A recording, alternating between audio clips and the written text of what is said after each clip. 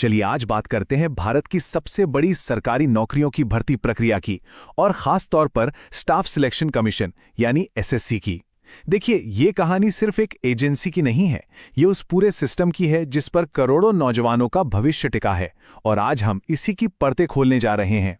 इस पूरी पड़ताल को समझने के लिए ये जानना बहुत ज़रूरी है कि हम किन लोगों की बात कर रहे हैं। ये वो स्टूडेंट्स हैं जिनके लिए एक सरकारी नौकरी सिर्फ एक करियर ऑप्शन नहीं, बल्कि गरीबी से बाहर निकलने का एकमात्र रास्ता है। जैसा कि ये लाइन कहती है, उनके लिए दांव पर सब कुछ लगा होता है। तो हम इस पूरी कहानी में आगे कैसे बढ़ेंगे? सबसे पहले देखेंगे कि ये सिस्टम सवालों के घेरे में क्यों है, फिर जानेंगे कि कैसे एग्जाम को डिजिटल बनाने में ही कुछ नई खामियां पैदा हो गईं। इसके बाद दो कंपनियों के बीच टेंडर की एक दिलचस्प कहानी देखेंगे और ये भी कि कैसे खेल के नियम ही बदल दिए गए और सबसे ज़रूरी, इसका लाखों लोगों पर क्या असर पड़ा। तो सवाल ये है कि आखिर ये सब शुरू कहाँ से हुआ? असल में इसकी जड़ें एसएससी के इतिहास और परीक्षाओं को ऑफलाइन से ऑनलाइन करने के एक बहुत बड़े फैसले में छुपी हुई हैं। देखिए, सालों तक जो एग्जाम कागज़ पर होते थे, उनमें पेपर लीक होना एक आम बात हो गई थी, एक बहुत बड़ी समस्या। तो इसी से निपटने के लिए 2015 में फैसला हुआ कि अब से सारे एग्जाम कंप्यूटर पर होंगे। ये एक अच्छा कदम था, लेकिन यहीं से इस कहानी में प्राइवेट कंपनियों की एंट्री हुई और पूरा खेल ही बदल गया। अब इस कहानी के दो सबसे अहम खिलाड़ियों से मिलते हैं। एक तरफ है एग्जाम कराने वाली इंडस्ट्री का एक पुराना स्थापित खिलाड़ी और दूसरी तरफ एक नई कंपनी जो बहुत तेजी से आगे बढ़ रही थी। तो एक तरफ है टीसीएस, टाटा का नाम, यानी भरोसा और बड़े बड़े एग्जाम कराने का सालों का अनुभव, और दूसरी तरफ है एडविकिटी, एक छोटी कंपनी जो 2010 में गुजरात सरकार का एक कॉन्ट्रैक्ट मिलने के बाद अचानक से सबकी नजरों में आ गई। इन दोनों की टक्कर ही इस पूरी कहानी का सेंटर पॉइंट है। अब हम इस जांच के सबसे जरूरी हिस्से में आ रहे हैं। यहां हम एक ऐसे पैटर्न की बात करेंगे जो एक के बाद एक कई सरकारी टेंडर्स में बार बार दोहराया गया। इस पैटर्न का सबसे साफ उदाहरण हमें नेशनल टेस्टिंग एजेंसी यानी एनटीए के टेंडर में देखने को मिलता है। ये वही एजेंसी है जो देश के सबसे बड़े एंट्रेंस एग्जाम करवाती है। जरा इस पैटर्न को ध्यान से समझिए। दिसंबर 2020 में एडुक्विटी टेक्निकल वजहों से टेंडर से बाहर हो जाती है। इसके कुछ ही वक्त बाद वो पूरा का पूरा टेंडर ही कैंसिल कर दिया जाता है। फिर अप्रैल 2021 में कुछ आसान और बदले हुए नियमों के साथ एक नया टेंडर आता है और इस बार नतीजा क्या होता है? एडुक्विटी जीत जाती है। तो सवाल है कि आखिर बदला क्या था? एक बहुत बड़ा बदलाव था कर्मचारियों की संख्या का।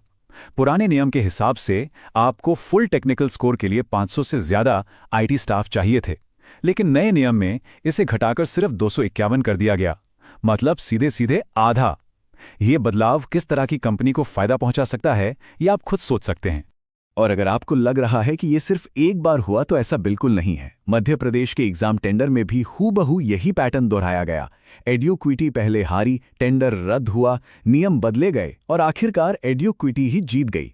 इसे सिर्फ एक संयोग मानना थोड़ा मुश्किल लगता है। और अब आते हैं इस कहानी के सबसे बड़े और सबसे ताज़ा चैप्टर पर।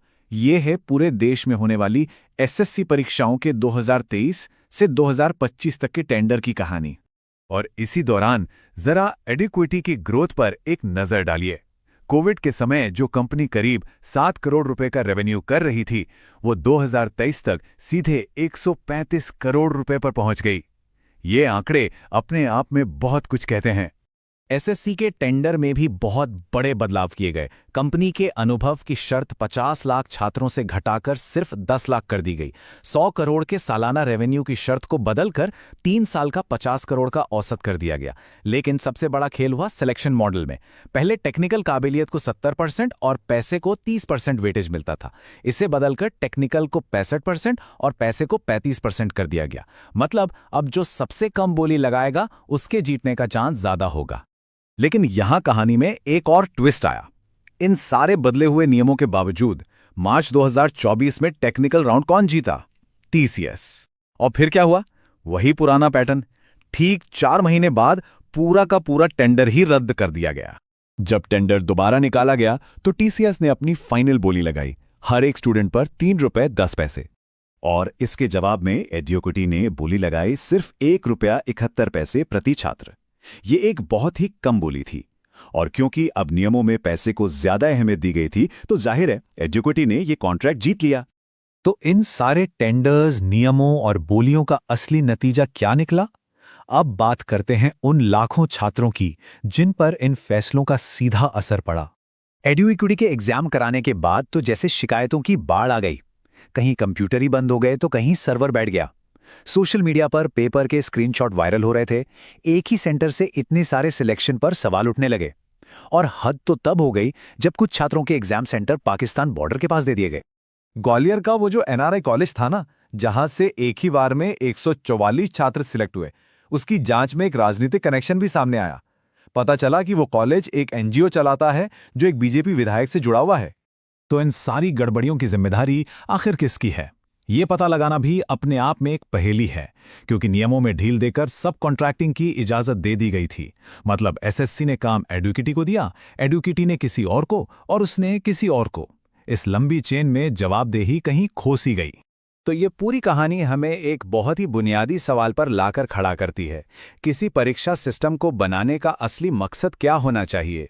सिर्फ पैसे बचाना या फिर निष्पक्ष और सही तरीके से एग्जाम कराना? और आखिर में यही एक सवाल बचता है, जब कोई सिस्टम काबिलियत से ज्यादा कीमत को और अनुभव से ज्यादा सबसे सस्ती बोली को तरजीह देने लगता है, तो इसकी असली कीमत कौन चुकाता है? इसकी कीमत चुकाते हैं वो लाखों मेहनती छात्र जिनका भरोसा और भविष्य दोनों ही दांव पर लग जाते हैं। अगर वीडियो पसंद आए तो लाइक करो, सब्सक्राइब भी करो और सपोर्ट करते रहो। Thanks for watching my videos.